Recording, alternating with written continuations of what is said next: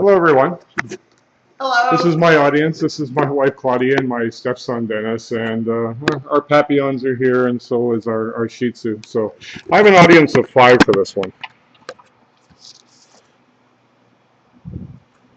So have you ever looked at your fridge and wondered if it would ever just suddenly turn into a fireball? This seems like a really odd question to ask, but let me explain why I'm asking this. The question really relates to the refrigerants that are used in these refrigerators. And they're not only used in refrigerators, they're used in air conditioning, they're used in your office building, they're used just about everywhere. So basically, refrigerants are used to remove heat from inside the refrigerator to outside. That's why the back of your fridge is warm. That's why it's always warm on the outside unit if you have an outside air condenser unit, refrigeration unit in your home. So the question is, why is this important? Why would I ask this question? The reason is that the EPA are changing the rules for how refrigerants are used. So back in the 90s, there was a division of the EPA under the Air and Radiation Unit called the SNAP program. What SNAP stands for is the Significant New Alternative Program. And what SNAP does is decide what refrigerants are allowed to be used in this country. Back in the mid-90s, most of you have probably heard about CFCs blowing holes in the ozone layer. And one of the reasons this is happening is because of the refrigerants being used back then were called CFCs, or Freons by their common name. So the SNAP program with the EPA decided to ban these new refrigerants. And the alternative they came up with was called HFCs, or hydrofluorocarbons. So once these refrigerants were allowed to be used, they were used in cars, they're used in homes, they're used in office buildings, they're used everywhere. And you would think that once they started with these new refrigerants that the problem is solved, wouldn't you? Well, the problem is HFCs, they found recently in the last decade that HFCs contribute to global warming. So we're not punching holes in the ozone layer anymore, but we're contributing to global warming.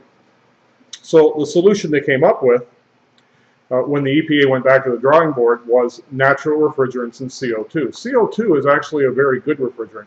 The problem is it uses more energy, and we're starting to see CO2 being used in vending machines. It's one of the things you're going to start seeing in cars in the next year or two as a refrigerant. The other thing they came up with as a solution was something called natural refrigerants. And natural refrigerants are something you're going to start seeing everywhere. So if you're out looking for a new refrigerator, you're going to see this big green leafy picture on the front saying it's ENERGY STAR certified, and it has all these attributes that make it useful for the environment so that we don't cause any damage. So it seems like that's the solution moving forward. So what are natural refrigerants? Well, natural refrigerants in their purest form and how they're being used is they're hydrocarbons. Hydrocarbons including like the propane that's used in your barbecue, the butane that's used in cigarette lighters, and they're used in all sorts of different applications. And they are actually a very good refrigerant. In fact, in the early days of refrigeration, they were the very first refrigerants used until Freon was invented in the 1920s.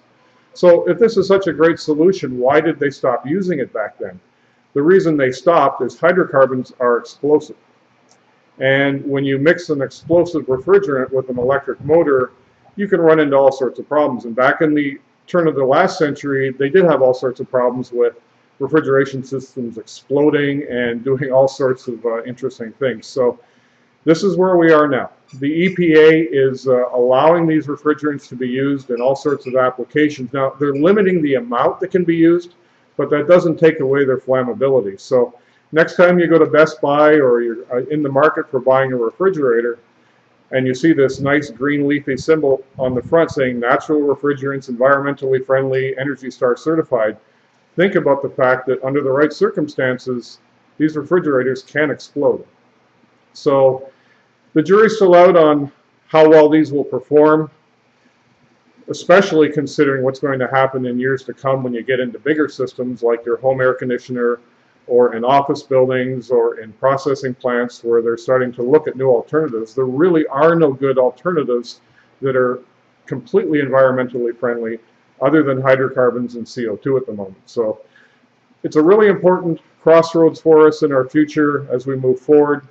There is all sorts of debate out there on the use of these refrigerants and what's going to happen, and most people don't know about it yet. So remember that next time you're out looking for a refrigerator and you see that symbol on the front with the leaf on it, that it may not be the best solution for you when you're looking to keep your home safe. Thank you for listening.